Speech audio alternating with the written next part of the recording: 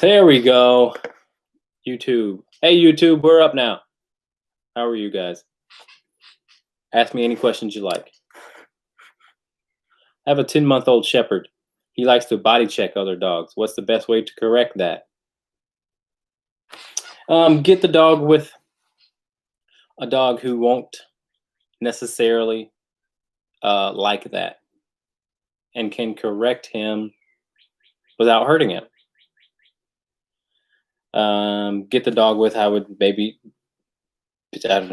suggest maybe a big dog. Dog's just being, full of himself. He's 10 months, he's young, he's big, and he's just being pushy. So if you have a neighbor or something who has a social, bigger dog, let the dog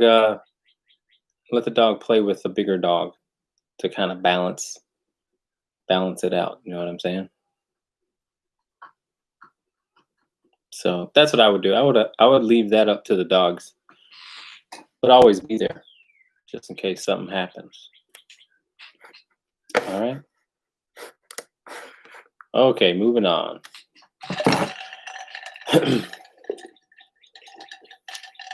We have 2 6-month-old foster pups. Lab Beagle mix, male and female. Okay. We've had them since they were 3 months. The male goes psycho as soon as we leave the house, constantly pulling, barking, excited, especially when on a scent trail, yipping loudly when other dogs walk past us on a walk, or anything for that matter, deer, bunny, squirrel. Is this something he will grow out of, or is there something that we can do to help keep him calm? We do have 3 other dogs, Basset mixes, that are mostly calm walkers. They also do get excited when other pups walk past, which I know is part of the problem. Thanks. Okay, 2 6-month-old foster pups, Lab Beagle mix. We've had them since 3 months. The male goes psycho. 6 months is really young to go psycho. Maybe it's not. But it's still young to be doing something. I don't know. I mean, I probably have to see it. I probably have to see it, but I'm willing to guess at the moment that maybe the dog is pretty driven, given that it's maybe some beagle. Feel free to send me a video. Feel free to send me a video of this, and I can better tell you. But 6 months seems to be really young for that intensive behavior. Hey Kim, how are you? 6 months seems a bit young for all that mess. So there may be something else that's going on. But yeah, feel free to give me some more background. Give me a call. But I need more information.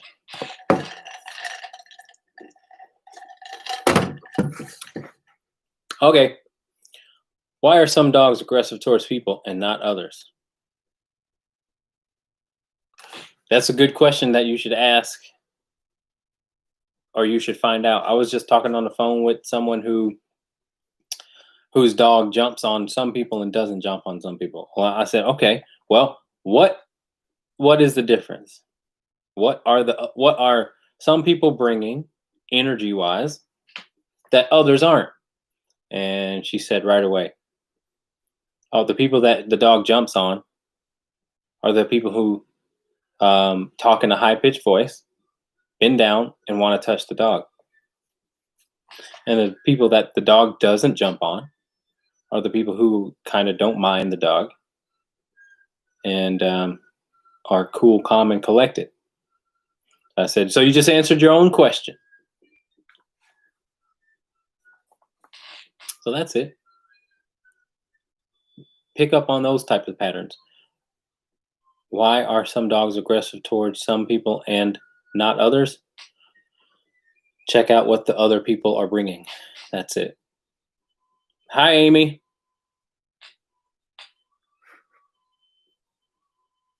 All right. Thank you for your question. Okay. How do I ensure my dog does not become territorial over their bed when using the place command?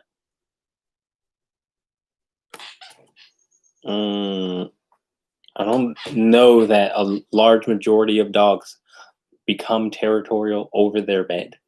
I know there are some that do,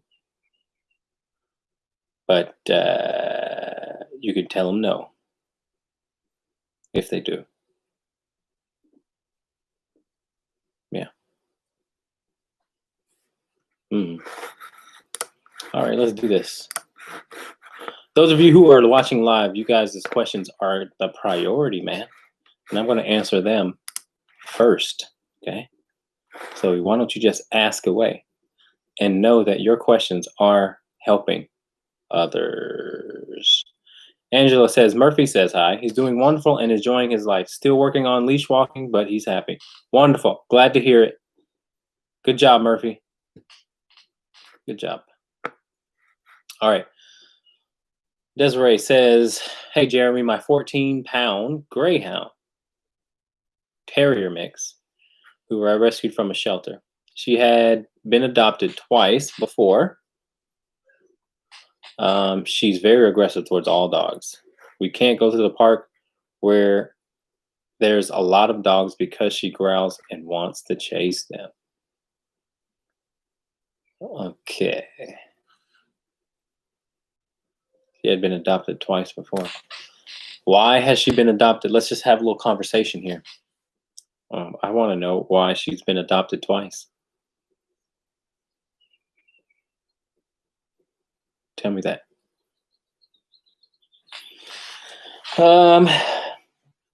Carly says, how should I go about boundary training with an adult dog? Want her to stay in the yard and not sprint into the forest when I let her out. Boundary training is sort of like, I use an e-collar in my voice, but mostly, so I don't use an e-collar. I just use my voice. But I would like people to use an e-collar just like how they would use an electronic fence, kind of. But I'd spend more time walking around in the yard with the dog when you let him out. That way you can add that sort of pressure when the dog decides to get close to the boundary. You know, and so you got to kind of learn when they're thinking about crossing that boundary, and then basically step in before they cross that threshold of being committed to going into the forest. So just spend more time out there with them, and so that they can know that where to stay.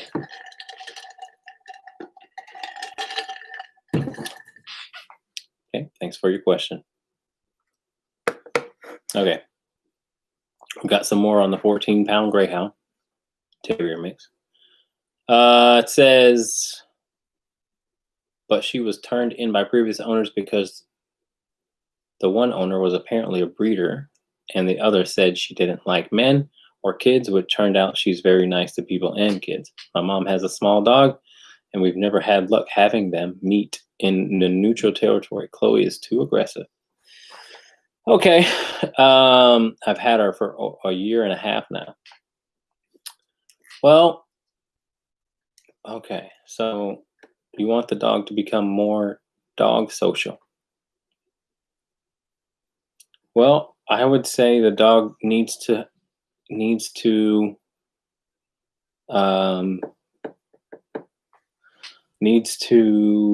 become vulnerable. Needs to become vulnerable around dogs. It needs to be able to be around a dog that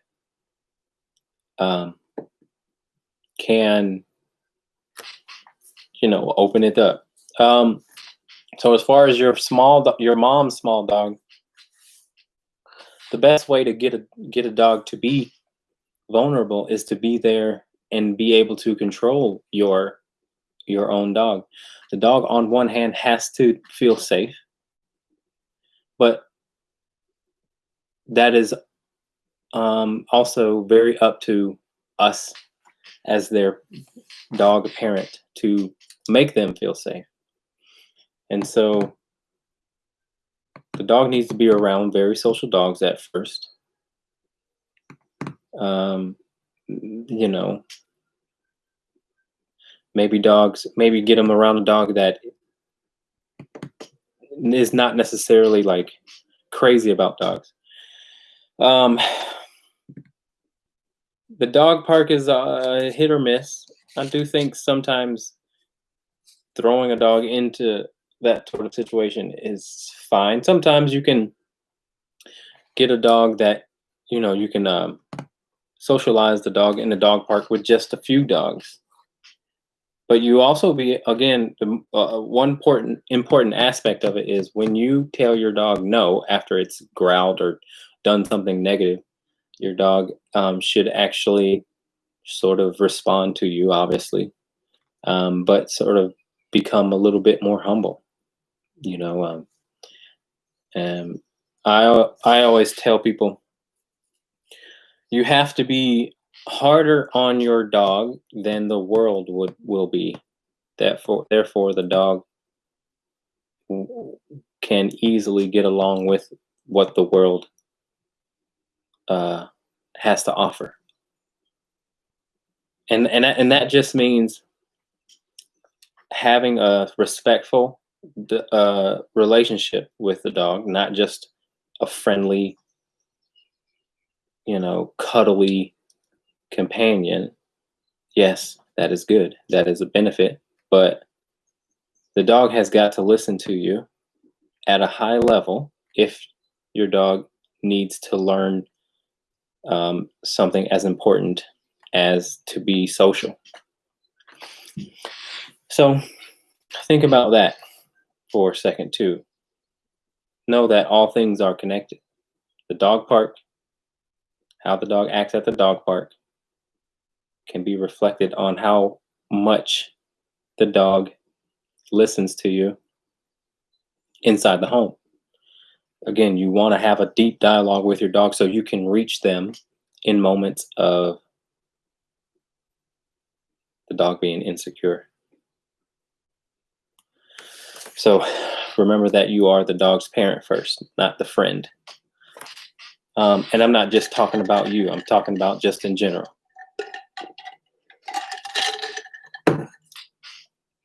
But bottom line, again, the easiest way to get a dog to open up to dogs is, again, one, your ability to get your dog to at some level listen to you in that environment, and then on the other hand, trying to best control the situation. If you know a dog is picking on your dog and your dog goes back at it, well, then, you know, that's your fault for letting that dog be obnoxious to your dog. But if the dog is, you know, minding its business and your dog just being a butthole, then you can correct your dog. So those two things have to happen. Because all dogs can be social. It's not about like playing. Like, your dog doesn't necessarily have to want to play to be social. Being social just means not being a butthole to other dogs, you know? Being a butthole to other dog would probably be antisocial. So I appreciate your question. Okay. Let's see what else we got. Is it reasonable? Is it a reasonable belief that with a territorial, aggressive dog, that I will be able to train her to be off leash in a yard with an e-collar on and have her listen? Or my expectations off? We have a corner lot. So if we are in the backyard, we can still see people walking by. Absolutely, it is reasonable. Your dog has the ability to listen. Most people, that's the case with most people.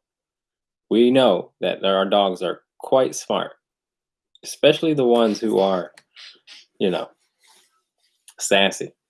They're sassy because they're smart. So absolutely, you can have a dog who is territorial. Well, you might as well get into territorial aggression. Might as well talk about it. This is the topic. This is why we're here. This is what I wanted to get into, because all three of my board and train dogs are territorial aggressive. They're all here because they nip someone walking into the yard, or they nip someone walking into the house. So we might as well get into it. Okay. So, territorial aggression. Well, it's one of, if not the most challenging thing for a dog to get over. Territorial aggression. It's tough because what's happening is someone or something comes close to your territory, and your territory is a very intimate thing. It's a possession. Your dog maybe considers it a possession, which they should protect and scare off incoming intruders. But you can really help with that. But you'll have to be out there with the dog. You'll have to be out there with the dog, and your dog will have to be able to listen to you. And sometimes that will take an extra tool. The best one is the e-collar, because you can be away. You don't have to be right beside the dog. You don't have to chase the dog. You can be sitting down, sipping your old-fashioned or your Moscow Mule, and you can teach that dog that people that are walking by are good. Dogs that are walking by, not a problem. You want to be able to have your dog chill in the yard and allow the world to go around without any without any issues. That's how I trained my dogs. That when they first got to my yard, in my yard, they were hanging out, right? And there was neighbors making noise, talking, this and that. And I just spent a lot of time out there. And now they can be out there alone and be, completely cool with what's going on. So that's what you want. That's what you want. But you will have to get the dog to listen to you. Your job, again, as the dog's parent, is to make your space one that obviously that they respect you enough to listen to you, but also they feel safe. If they're continuing to bark, then they obviously ain't listening to you, and on some level don't feel safe enough to not bark, bark, bark, bark, bark, bark.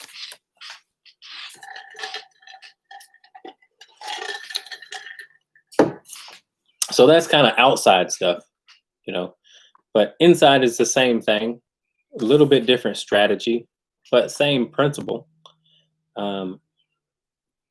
No means no, man. And you have to, with stubborn dogs, do what it takes to get that sort of response.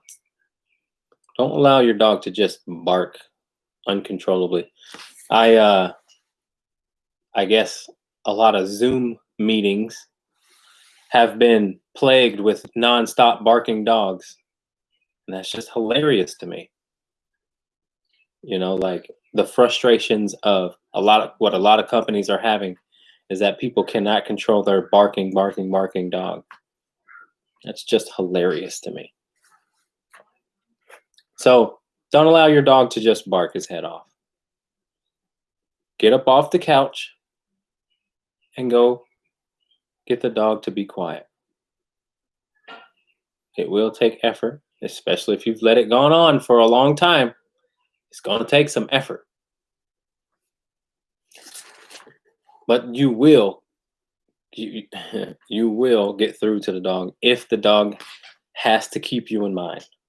If the dog knows you're coming, the dog will reconsider barking his head off.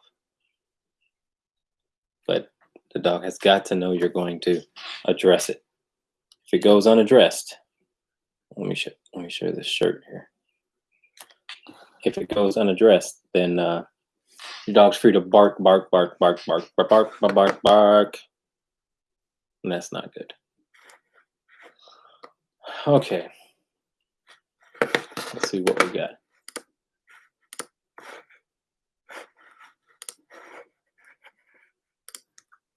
All right.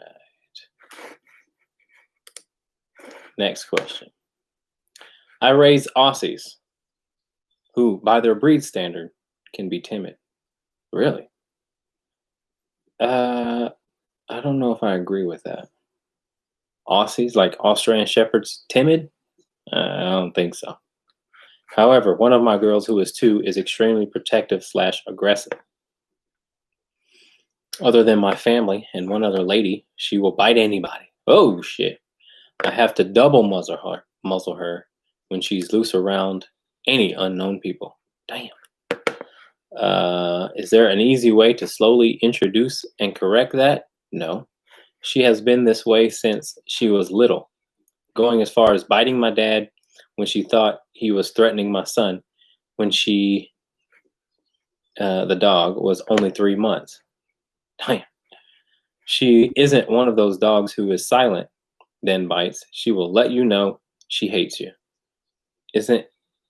It isn't like a shy aggression, just protective.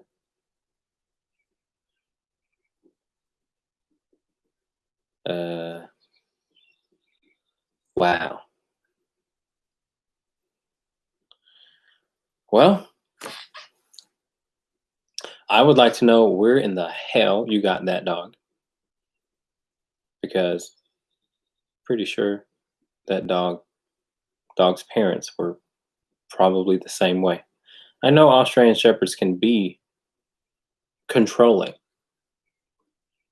and that's not the same thing as protective and aggressive. They tend to want to control what they perceive as out of control. So when your dad was, what was he doing? Wrestling? What was he doing? When your dad was, when your dad was, he thought, threatening. That's their way of trying to control the situation. It's a herding breed. Herding breeds are not timid. I've never met an Australian Shepherd that was timid. Shit. I wish they were timid. They're not. They're assertive. They have to be. Makes them good at what they're bred for. So, yeah. Dog to just be extremely controlling. And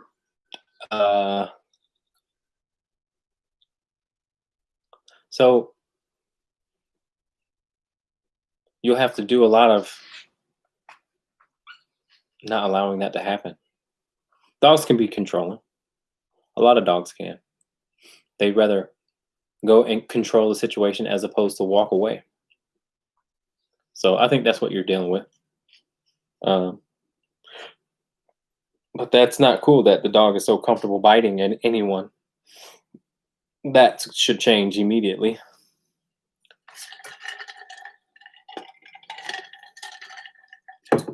To have a dog that to have a dog that doesn't respect people on that level, dogs get put down for that every day. So you'll have to show that dog that biting is definitely not okay. And if you're afraid of the dog, you're going to have to learn how not to be afraid of the dog. For those of you out there anyone out there who's listening, if you are afraid of your dog, you need to change that immediately. Do not be afraid of your dog. You can't be afraid of your own dog. If the dog does not respect humans, it's definitely not going to respect trainers. So if the dog does not respect the owners, then it's definitely not going to respect strangers. But it learns how to deal with strangers by how respectful it is of the owners. So no respect from the trainer, from the owners equal no respect for the public. And what I do is evaluate just how safe a dog is for the general public. And most of the time, a large percent of the time, they're fine.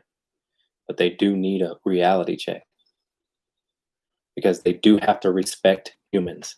They have to respect leadership.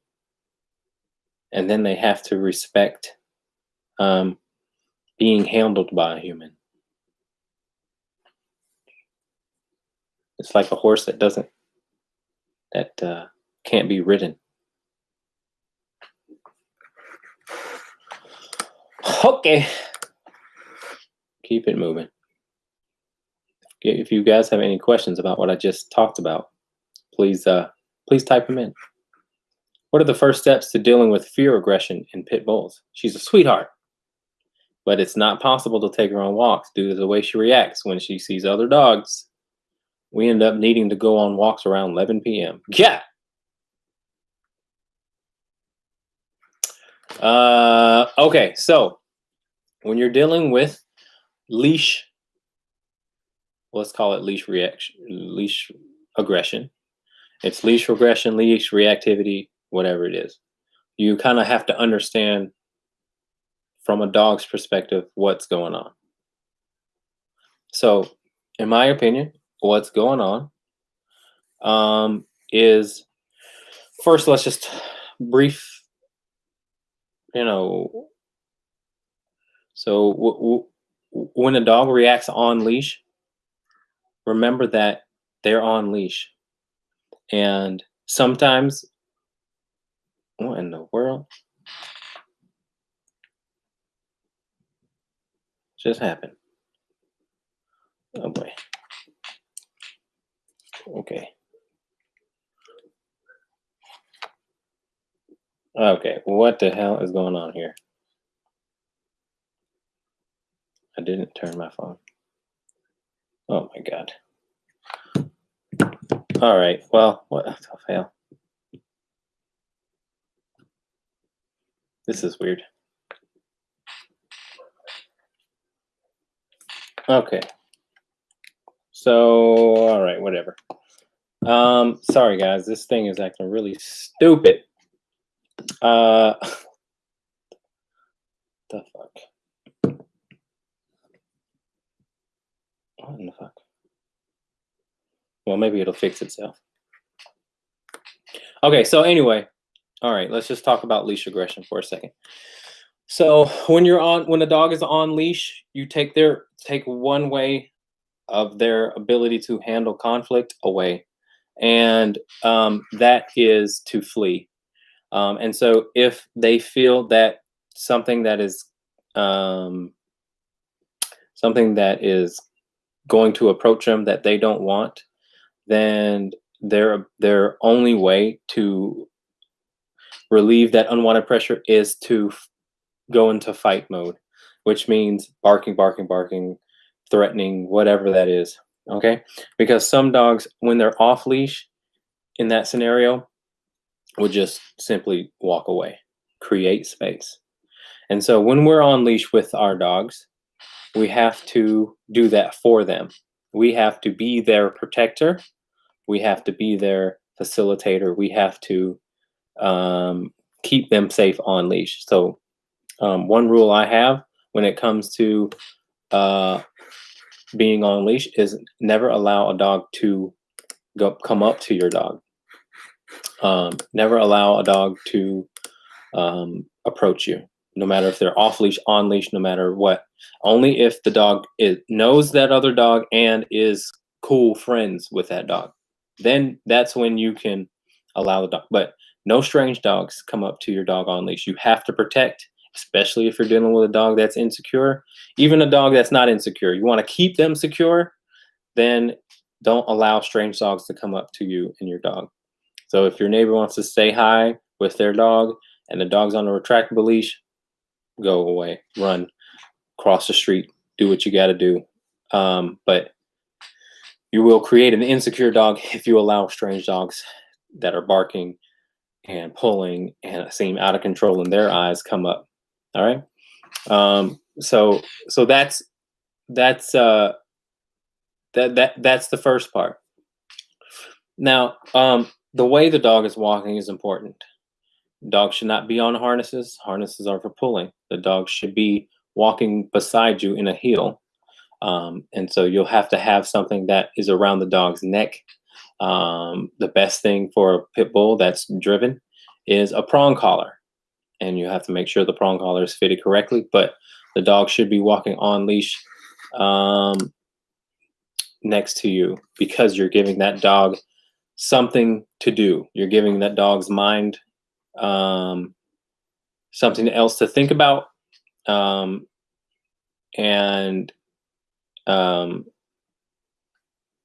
as opposed to just thinking about the other dogs that are walking by. So create space, get a good heel, create space, and that's how you're going to build that trust. Your dog needs to be able to trust you, that you're going to advocate and be there for the dog when those situations happen. Does that make sense?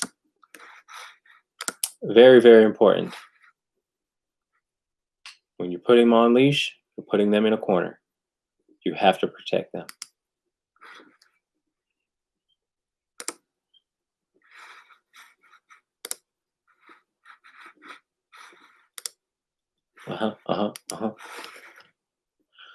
Rita, hi Rita. She says, what's the best way to correct a puppy pulling on leash when in the yard and on walks? She's only 11 weeks, but I want to start off the right way. Thanks. 11 weeks is too young. Don't worry about doing that right now. I can do it in one day for you. So I would say wait until the dog is a good 4 or 5 months, or really, able to sort of take that lesson from you. But 11 weeks is too young. So don't be too tough on them.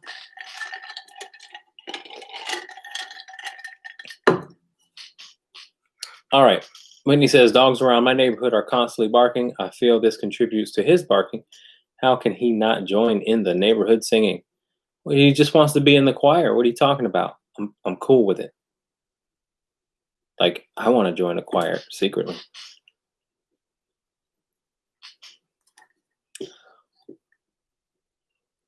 No, I'm just kidding.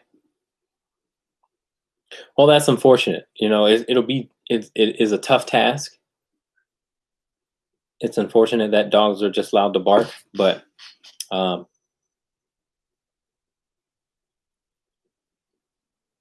tell him to lay down on his bed. That'll do it. Oh, my phone is, man, this is not working for me really, really well right now. Okay. I'm going to post a video on the live thread on how to walk, because I want you to watch that video. Let's see how I get there. Off leash training. Do it yourself. This was our daily walk. Yeah. Okay. Next question. Raise Aussies. All right. What do you do when you try and discipline your dog and he gets more aggressive with you? When my dog is acting up, I will take him by the collar or his neck, shake and pull him outside, but this gets some more in the red zone. Yeah.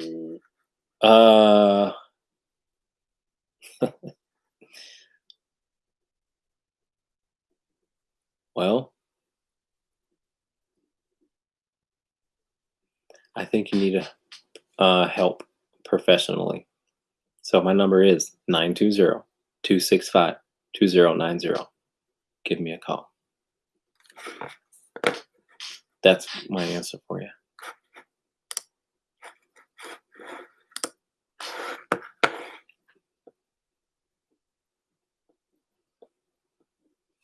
There are dogs that do that though, man.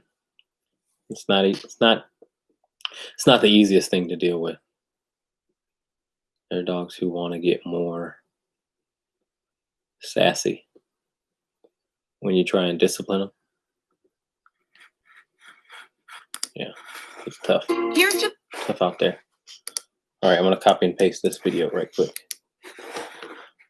Elizabeth may like in an excited way when they come to our house. Wait a minute, did you ask another question? Let me see. Elizabeth, how can you teach an adult untrained dog not to jump on strangers? And what's the best way to contact you? Oh, I just put my number in. I just said my number. That's the best way. Give me a call. But here's the how to walk video. That's going to help you out with that pit bull. And then I'll type in my number too. Okay. 920-265-2090. Yeah, sometimes it's best if we talk it over the phone. I get a good feel of what's going on.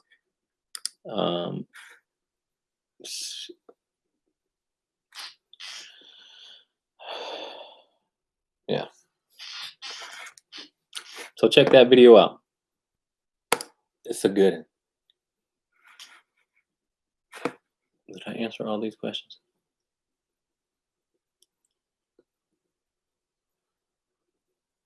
Why are some people? How do you insure? Is it reasonable? Yep, got those. All right, you ready? Here's the next one. I have a 9-month-old puppy who is at times fearful of meeting new people. She will approach them relaxed and even at times lean into them. But if they reach down and pet her, she will bark loudly and back away. Excuse me. Any suggestions for helping her more positive interactions with strangers? Yeah. So what you'll have to do if you're allowing your dog to be introduced to people on leash is give the dog a break for a while. Sometimes over socialization can create insecurity because the anticipation is what dogs sort of like get weird about. It's like, oh, here comes another person. Oh, great, they're going to touch me. Oh, great. You know, it's not, some dogs are just not, that's not who they are genetically. That's not who they are. I mean, they're just not who they are. So it depends on the breed to a certain degree. But give the dog a break from having to be touched for a while. That's one hand of it, okay? Right? Like, we do have to consider the dog in this situation. On the other hand, you can also, you know, reach your dog when it decides to bark loudly. You know, so consider the dog, but also consider the dialogue too that you have between you and your dog. Let your dog know that barking is not okay. You know, and some dogs really sort of succumb to that pressure and say, oh, okay, all right, well, I'll be social. You know, because some dogs are barking and backing away because they're being sassy and they just don't want it. Also, check to see how her affection cup, how full her affection cup is at home. Is she just spoiled at home? Because those are the types of dogs who feel entitled enough to say, I don't want to be touched by you. Get away. So check that out too. You know what I'm saying?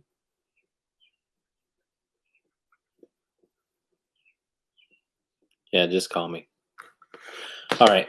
Stopped walks due to pulling. Best to restart with prong collar, correct? Due to the pulling and trying to pull towards other dogs being walked. Yeah, wait. Yeah, I would wait until you can put the prong collar back on and then give it a go. For sure. What are good ways to socialize a puppy with everything going on? Our puppy is 6 months old and starting to not like visitors.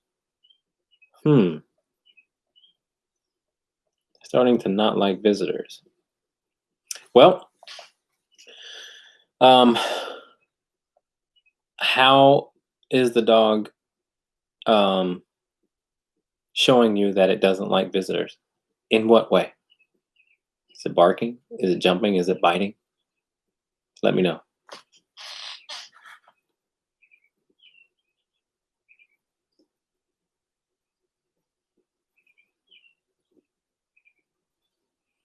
But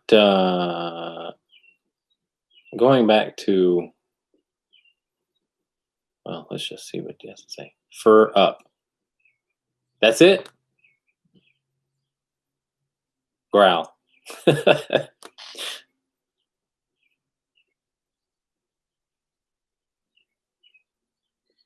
All right, well, I would put the dog on leash when people come over, and I'd tell the people to give the dog 5 minutes. No, ignore the dog for 5 minutes, and then see what you get after that 5 minutes. You might get that happy dog. But remember that the dog is young, and it's impressionable, and you have to show control of the dog to not go down the insecure road. Do not just allow a dog to do what it wants when people come over. Take control of the dog, especially that first 5 minutes, and you will see a big difference if you can control the first 5 minutes, 10 minutes, however long it takes. Try that. Hey, Jeremy, me again. What are the best things to teach a puppy besides sit and come? Also, should I positively correct her when she doesn't listen? 11 weeks is very young for a puppy to understand not listening. What you want to do with a puppy is to shape behaviors, not necessarily, you're not teaching, because teaching also involves what not to do to a certain degree. And besides growling and biting you over food, there's little that puppies or toys, there's little that puppies need to be corrected for. So you're shaping behavior with treats and toys. You're putting the treat up to where the head goes like this. Hope you can see my hand. Can you see it? The freaking camera's messed up. But an example of shaping would be if the dog's head is looking up at you. You made the dog look up at you. And as a result of the dog looking up at you, the butt goes to the ground. And that's a sit. The dog doesn't know what the word sit means first. It knows the angle of the head, and then the butt hitting the ground. And then you give the treat. So now the dog knows that if I put my butt on the ground, I get a treat. And she keeps saying this weird thing. So that must mean I put my butt on the ground. So you're shaping behavior by manipulating the dog physically. Same thing with the down or the come. You're using their natural drive to get what you want. As a puppy, they don't have the ability to say, no, I don't want to do it, because that would mean that they have a general understanding of what they want or what you want and then ignoring you. If they do ignore you, then they just don't know what you want.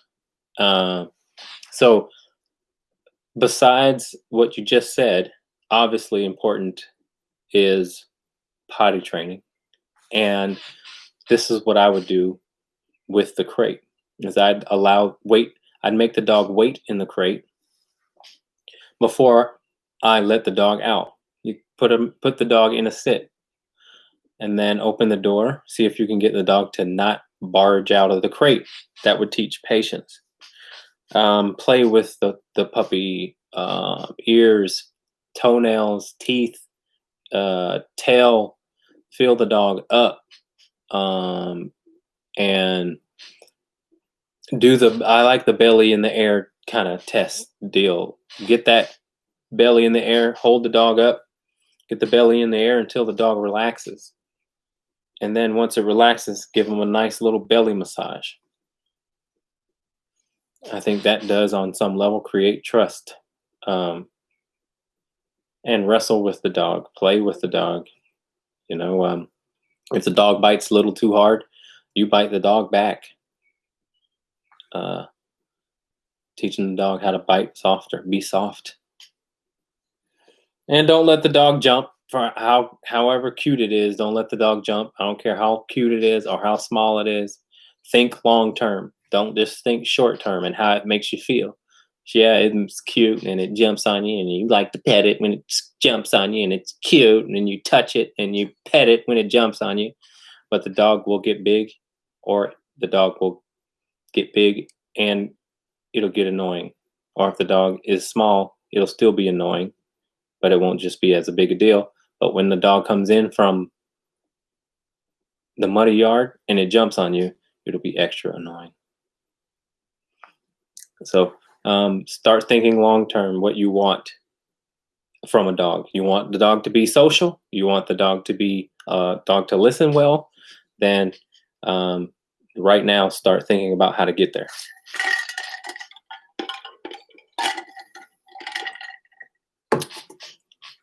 Okay. Great question.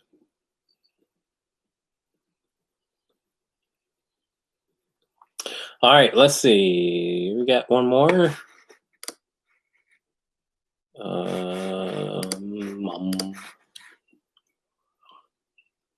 Everybody got puppies during quarantine, man. What the hell's going on?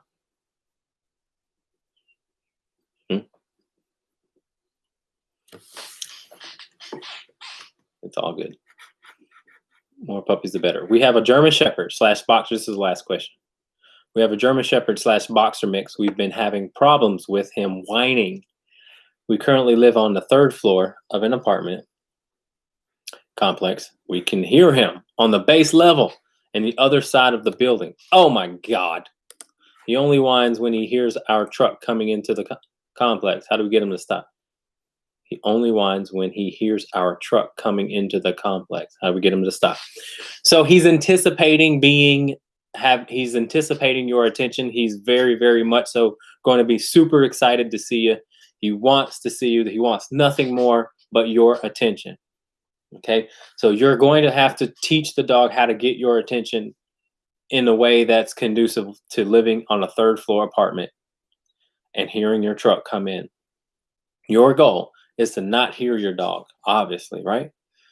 So when you go into that house, or when you go into your apartment, and I'm willing to bet the whining gets worse, maybe even the barking gets worse. You will have to go over there and tell him to sit. Or you will have to go over there and basically tell him to shut up Until he's quiet, do not let him out of the crate. And that may take 5 minutes. That may take 10 minutes. But do your thing. You unpack your groceries. I don't know. Do whatever you got to do. Change. I don't care. But he can't be the priority. He can't know that he's the priority. Even though he is the priority, you can't let him know that. And you dang sure cannot let him out while he's whining. If whining works, then he's going to whine. German Shepherds are definitely notorious for this. Whine, whine, whine, whine, whine, whine, whine, whine, whine. I didn't know if he's in the crate. Okay, if he's not in the crate, he's not in the crate. I don't know if he's in the crate. But even still, you cannot give him what he wants when you first come into that house. Oh, man. You can't give him what he wants, man. He wants your attention. He wants to be let outside. He wants to go grab his toy. He's got to go to calm. He's got to go be somewhere and be calm to get what he wants. This is going to help the separation anxiety. It's going to,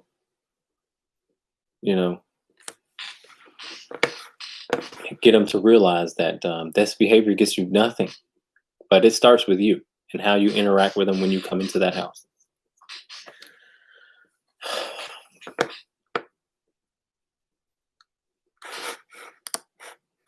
All right. Bodie did very well last time guests come in. Still practicing. Thank you. You're welcome. Bodie, this message is for you. I know you're listening. Do not go after guests that come inside the house. Except if it's that Bears fan, you can go after him. Just kidding.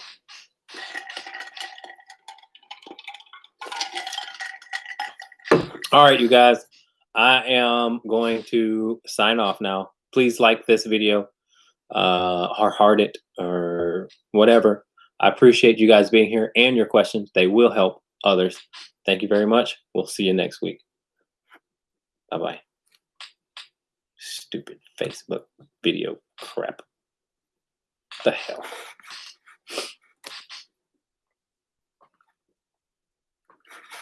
Trying to ruin my stuff. Look at this crap. Finish. Man, come on. I should stop doing that. Is it still live? Okay.